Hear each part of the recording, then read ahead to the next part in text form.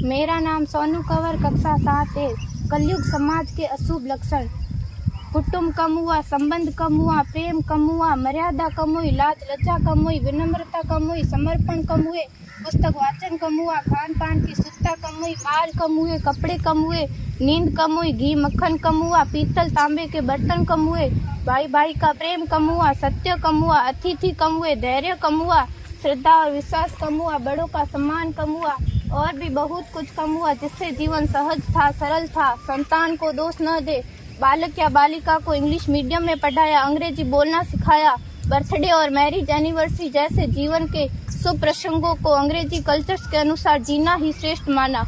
माता पिता को मम्मी डैड कहना सिखाया। जब अंग्रेजी कल्चर से परिपूर्ण बालक या बालिका बड़ा होकर आपको समय नहीं देता, आपकी भावनाओं को नहीं समझता, आपको तुच्छ मानकर आपसे जुबान लड़ाता, जब आपको बच्चे में कोई संस्कार नजर नहीं आता, तब घर के वातावरण को गमगीन किए बिना, संतान को दोष दिए बिना एकांत में जाकर रो लीजिएगा, क्योंकि पुत्र या पुत्री की पहली वर्षगांठ से ही भारतीय संस्कारों के बजाय, मंदिर जाने के बजाय केक कैसे काटा जाता है, यह सिखाने वाले आप और अम्मी है। जब बच्चा पहली बार घर से बाहर निकलता है तो प्रणाम और आशीर्वाद के बदले बाय बाय कहना सिखाने वाले आप और अम्मी है।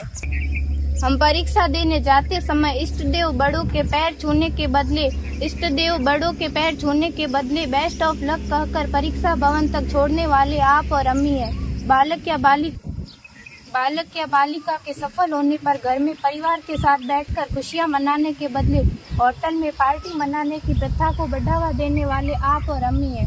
बालक या बालिका के विवाह के पश्चात कुल देवता देव दर्शन भेजने से पहले हनीमून के लिए फॉरेन टूरिस्ट स्पॉट भेजने की तैयारी करने वाले आप और अम्मी है।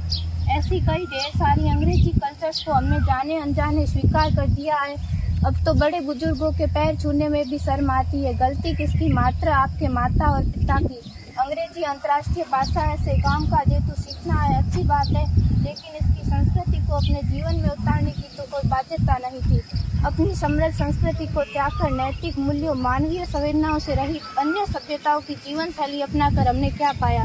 अवैध संबंध, टूटते रिश्ते, व्यसन युक्त धन, थके हारे मन, छल भरे रिश्ते, अनुशासनहीन संतानें, असुरक्षित समाज। एक बार विचार जरूर कीजिएगा कि संस्कारवान पीढ़ी क्यों आवश्यक है।